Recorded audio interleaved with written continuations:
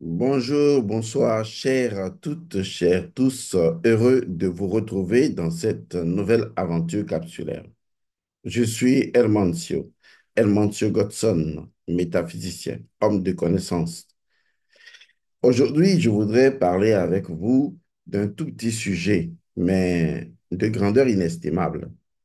Il s'agit bien sûr de la maîtrise de soi. Comment atteindre un état de maîtrise? Il est important de comprendre que il ne peut pas y avoir de maîtrise de soi sans la connaissance de soi.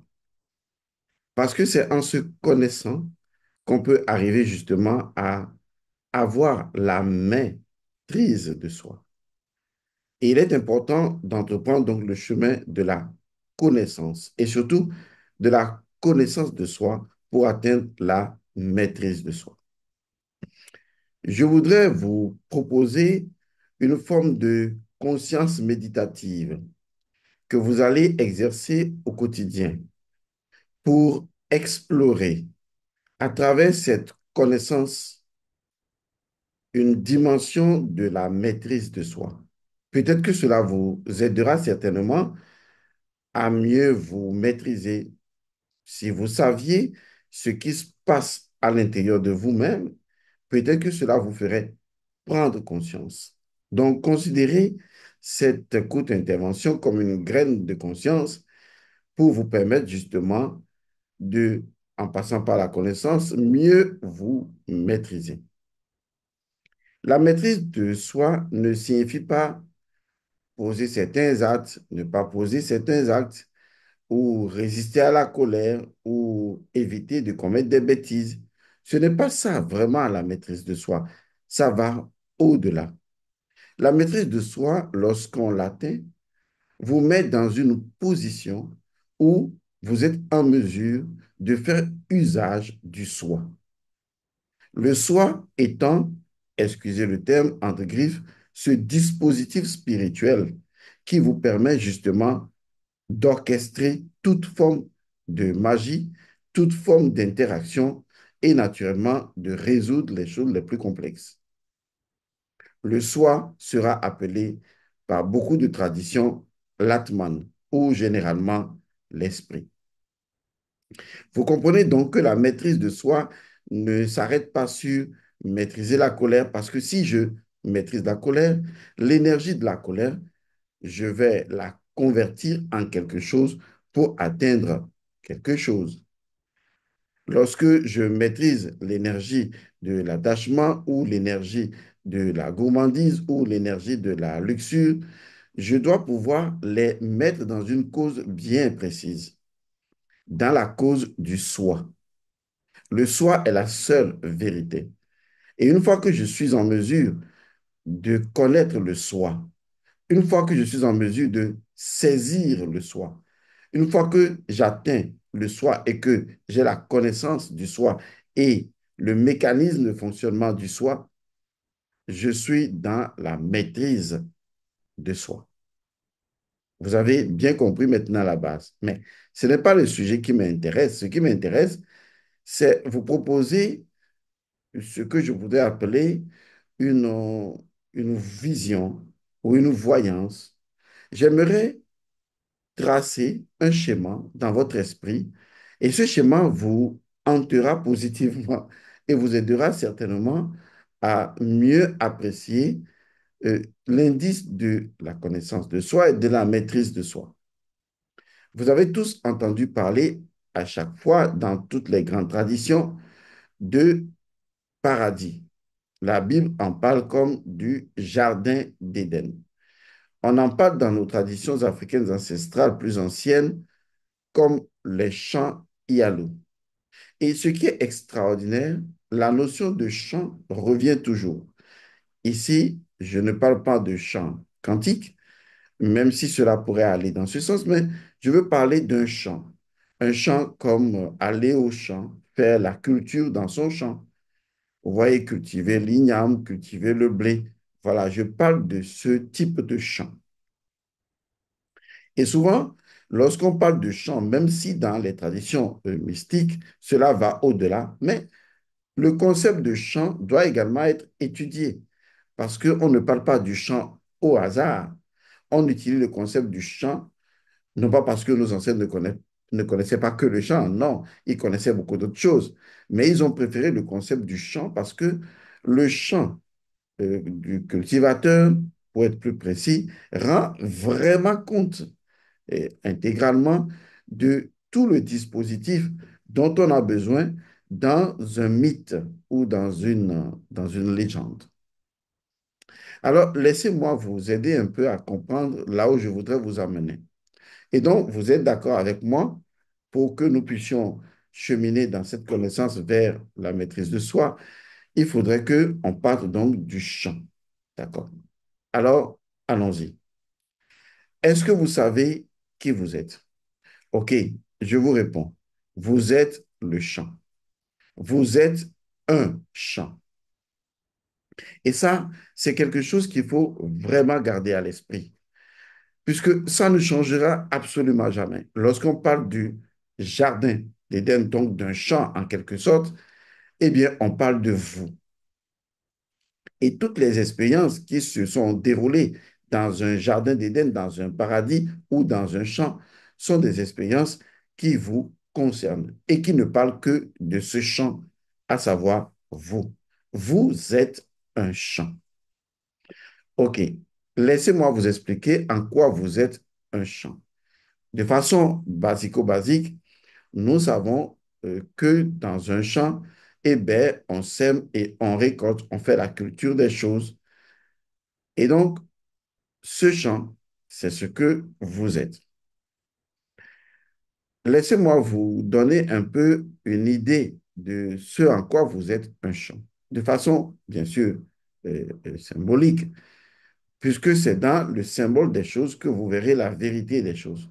Puisque dans ce monde, il n'y a pas la vérité, il n'y a que les symboles.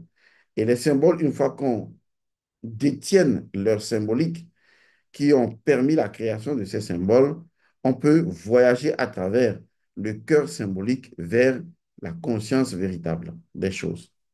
Car les choses ont une conscience véritable au-delà, disons, des symboles, au-delà des formes et de mouvements, et au-delà des réalités et des illusions dans lesquelles vous êtes la plupart du temps.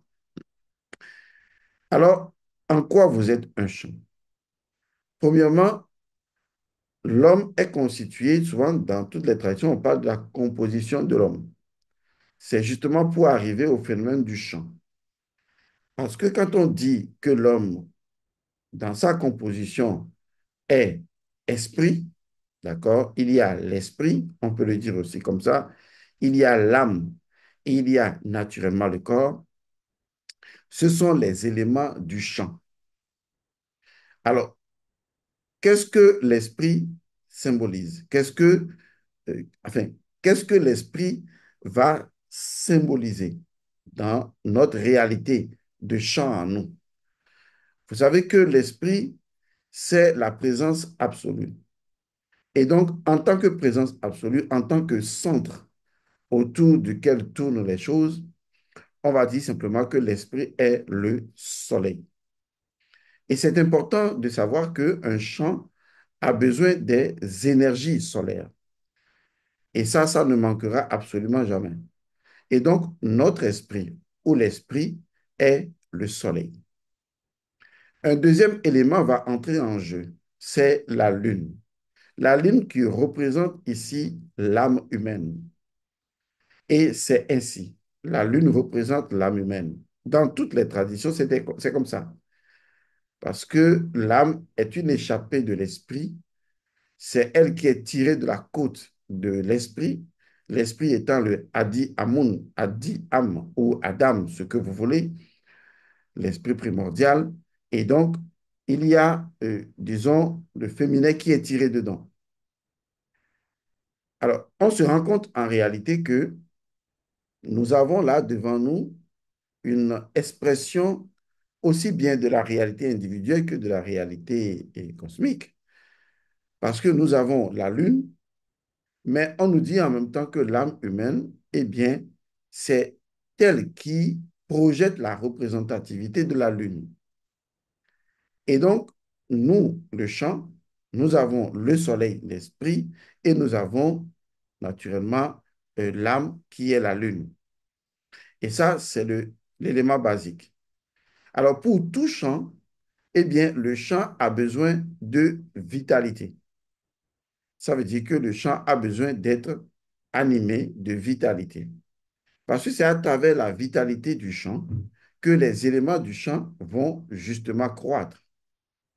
Et nous savons de quoi il s'agit. Il s'agit du K, notre énergie de vitalité qui se retrouve reliant l'esprit, l'âme et naturellement le corps et circulant partout. Et nous avons donc cet élément qui est important aussi.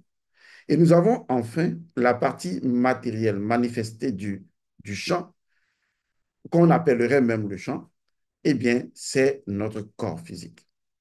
Alors, il va sans dire que notre esprit, le soleil, notre âme, la lune, notre cas, la vitalité, influence drastiquement, directement ou indirectement, eh bien, la dimension corporelle qu'est la visibilité du champ.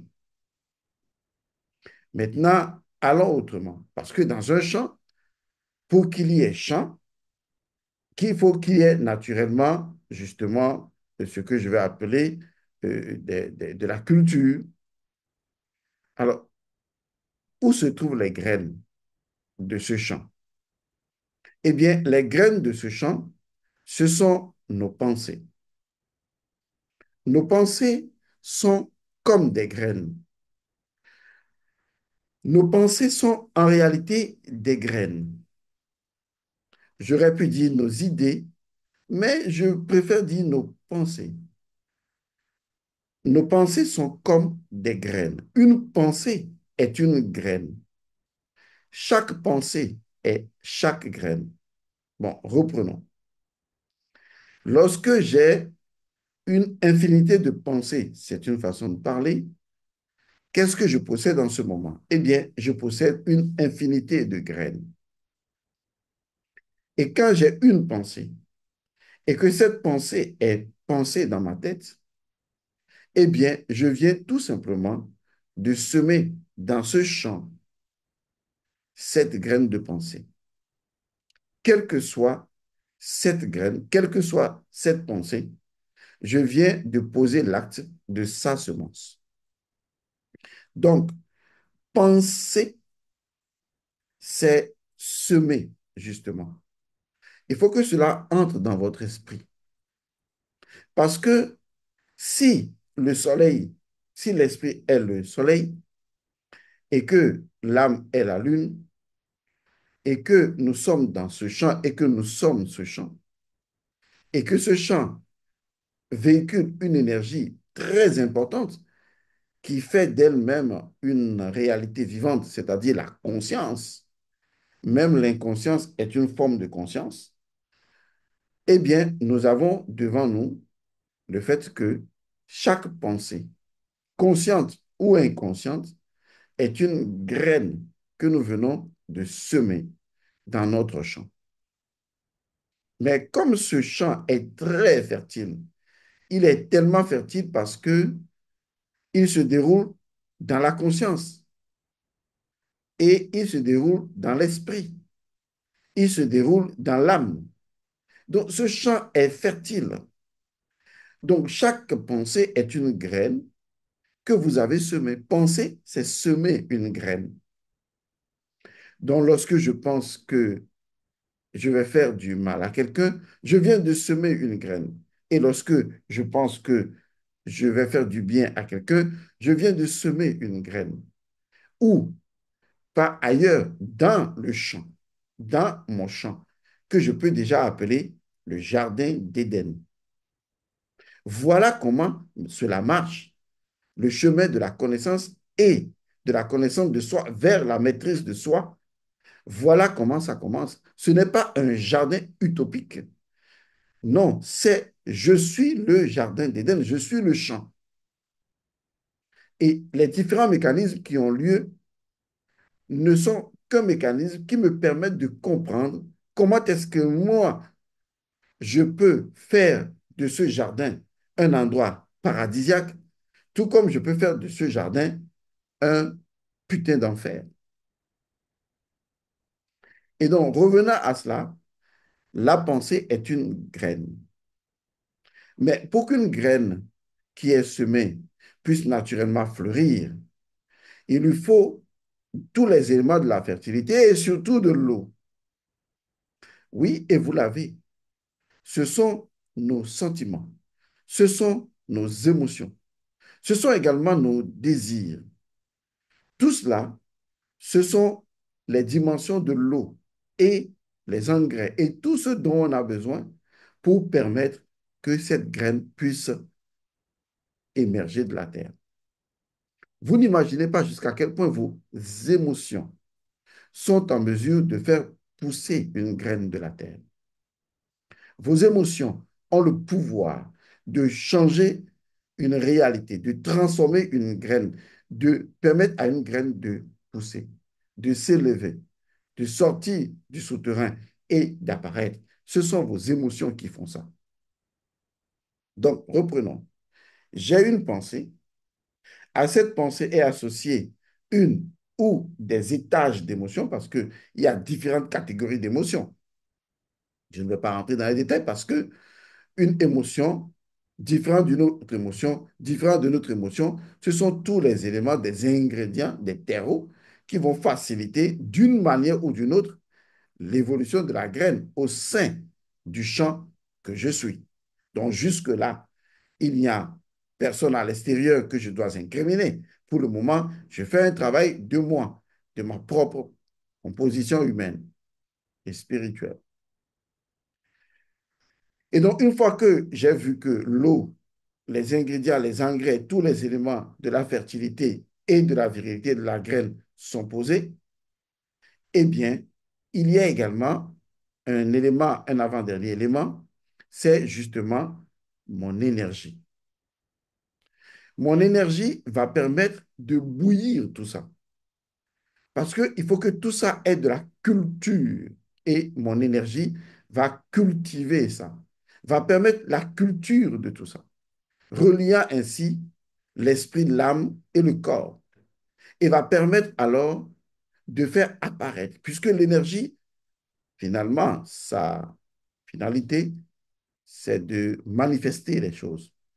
Donc l'énergie finira alors par manifester cette réalité à l'intérieur de mon corps et de tous les éléments appartenant à mon corps identiquement.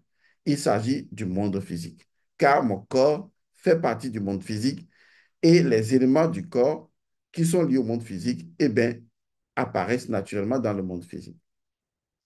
Vous voyez qu'en réalité, lorsque vous avez une telle conscience, cela vous permet, premièrement et prioritairement, de faire très attention à une pensée, pas à vos pensées, mais à une pensée. De voir la préciosité d'une pensée et la dangerosité d'une pensée. Qu'une pensée peut être dangereuse, qu'une pensée peut être précieuse. Et de savoir qu'aucune pensée, une fois qu'elle est émise, ne disparaît. Elle entre justement dans un processus de culture et que tôt ou tard, d'une manière ou d'une autre, selon tout le dispositif émotionnel, donc d'entretien mis en place, eh bien, cela peut pousser vite ou pousser lentement, mais quoi qu'il en soit, tôt ou tard, cela finira donc par pousser. Alors, pourquoi je vous dis tout ça? Je vous dis tout ça parce que je voudrais vous demander un service. Ce service, vous allez peut-être mal le prendre pour certains, bien le prendre pour d'autres, et vous connaissez ma réponse, je m'en fous. Ce qui est important, les intelligents comprennent de quoi il est question. Laissez-moi vous dire ceci. Dieu n'est pas le problème. Ça, c'est la première chose que vous devez savoir. Vous allez me dire, oui, mais on n'a jamais dit que Dieu était le problème. Mais non, c'est justement ce que vous faites. Vous faites comme si Dieu était le problème. Parce que quel que soit ce que vous voulez, vous vous tournez inévitablement, directement, tout de suite vers Dieu, comme si c'était lui le problème. Vous me direz, non, c'est parce qu'il est la solution. Oui, c'est votre façon de le comprendre, mais ce n'est pas la réaction que vous avez. S'il avait anticipé surtout pour que cela ne vous arrive pas, vous ne serez pas en train d'aller le voir. Donc, comprenez que tout ce qui constitue pour vous apparemment une solution constitue également un problème. Si vous devez aller chaque fois vers cette solution, supplier cette solution et ne même pas avoir de réponse de cette solution, eh bien, cette solution devient alors un problème. Si vous pensez que Dieu, vous l'abordez parce qu'il a une solution, moi, je pense que dans votre profond esprit, dans votre conscience, vous appréhendez Dieu comme étant le problème. Donc, cette problématique qu'est Dieu qui est dans votre conscience, je vous rassure, Dieu n'est pas la problématique. Deuxièmement, comme une pièce a deux faces, laissez-moi vous dire également que Satan, quel que soit le nom que vous lui donnerez, n'est évidemment pas le problème. Vous voyez, c'est comme ça qu'on entreprend vraiment positivement le chemin de la connaissance de soi et de la maîtrise de soi, en arrêtant d'incriminer quelqu'un ou en se faisant passer pour une victime. Satan n'est absolument pas le problème. Sortez de la déresponsabilité et entrez dans la responsabilité absolue. Dieu n'est pas le problème, Satan absolument n'est pas le problème. Et donc, je vais vous demander une chose. Arrêtez de supplier Dieu et de l'emmerder. Et arrêtez d'incriminer le pauvre Satan. Jusque-là, si vous voyez la composition de vous en tant qu'être à l'image et à la ressemblance du cosmos, vous convenez avec moi que déjà à la base, la première étape n'est pas de s'occuper de Dieu, ni de s'occuper de Satan. La première étape, c'est de s'occuper de soi-même. C'est ce que j'appelle l'entretien du champ. Parce que vous devez prendre conscience du champ, de toutes les interactions du champ, de tout ce que le champ est capable de faire, de tout ce qui peut arriver au champ, de la force et de la faiblesse du champ, des avantages et des inconvénients du champ. Vous devez réaliser que vous êtes un champ et que chaque pensée, chaque émotion, chaque acte aura des répercussions aussi bien sur le corps physique directement que sur l'environnement dans lequel le corps physique interagit, c'est-à-dire le monde physique et les interactions que le corps a avec les éléments du monde physique. Vous devez prendre le chemin de la quête de vous-même en regardant les différentes composantes de vous et en sachant à quoi servent ces composantes et de décider ensuite, à chaque fois que vous allez vous retrouver dans des situations données, vous rappelez, je suis un champ et je dois faire très attention à la culture que je dois laisser développer dans ce champ. Et c'est seulement lorsque j'aurai apporté ordre, équilibre, harmonie, amour et justice au sein de ce champ qu'ensuite je peux appeler Dieu. Je sais, ce chemin ne vous arrange pas. Oui, c'est normal. Il y a quelqu'un qui est mort pour vous il y a 2000 ans. Oui, je comprends tout ça. Mais est-ce que vous ne voyez pas que c'est un refrain ancien qui n'a jamais abouti et qui n'a fait que vous enlever ce que vous avez de plus cher, la souveraineté. Et si le souverain Dieu, dans son schéma plan universel, a toujours été, son plan universel a toujours été de faire de vous un souverain de votre propre champ. Alors commencez tout de suite. Commencez à non pas être conscient d'un Dieu que vous n'appréhendez absolument pas, mais commencez à être conscient de vous en tant que champ. Avoir toutes les compositions de vous en tant que champ. Et d'apprécier comment est-ce que, grâce à cette composition, vous pouvez d'ores et déjà améliorer votre vie. Car si votre esprit est le soleil permanent et que votre âme est la lune permanente, vous avez déjà des outils très forts et très puissants. Oui, je vous apprendrai comment utiliser le soleil et comment utiliser la lune aussi bien à l'intérieur de vous qu'à l'extérieur de vous. Et tout cela, ça montre jusqu'à quel point ce qui se passe en vous interagit avec le cosmos et ce qui se passe dans le cosmos interagit avec vous.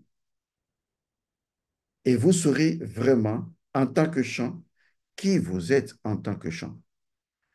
Et vous ne permettrez plus aux mauvaises herbes de pousser dans votre champ. Et quand les mauvaises herbes vont pousser dans le champ, ou vont tenter de pousser, ou vont vouloir pousser, vous saurez comment les arracher. Parce que vous savez maintenant comment cultiver votre champ. Vous n'êtes pas là pour adorer Dieu et abandonner votre champ. Vous êtes là pour cultiver votre champ, pour cultiver tellement bien votre champ et en faire un paradis. Et c'est simplement dans la culture de votre champ que vous verrez tout le bonheur de Dieu, tout le bien que Dieu vous a déjà laissé et qui sont les composantes même de ce champ. Alors, vous n'avez qu'un seul chemin maintenant. C'est le chemin de la connaissance de soi et de la maîtrise de soi. Voilà ce que vous avez à faire. Voilà ce que vous devez commencer à faire. Ce que je viens de vous dire là, c'est une connaissance extraordinaire. Maintenant, il faudrait commencer à prendre chaque élément et à dire quel est le principe premier de chaque élément et comment est-ce que je peux l'utiliser. Et vous verrez qu'en fait, Dieu, c'est justement l'ensemble des composantes de vous. C'est bizarre, n'est-ce pas? Oui. Donc, vous n'avez plus besoin de prier un Dieu, non. Dieu est l'ensemble des composantes de vous. Et donc, chaque composante de vous que vous utilisez est déjà Dieu que vous utilisez. Et vous devez l'utiliser comme Dieu l'aurait utilisé. C'est en cela que, et la connaissance de soi et la maîtrise de soi, le soi étant le centre, vous donne la possibilité de recréer votre propre vie, de recréer votre avenir et de faire que les choses soient dans l'ordre. Je vous remercie. Je vous dis paix et bénédiction. J'espère que cette capsule vous aura plu et vous aura aidé. On se retrouve dans une autre capsule bientôt. Paix et bénédiction à vous.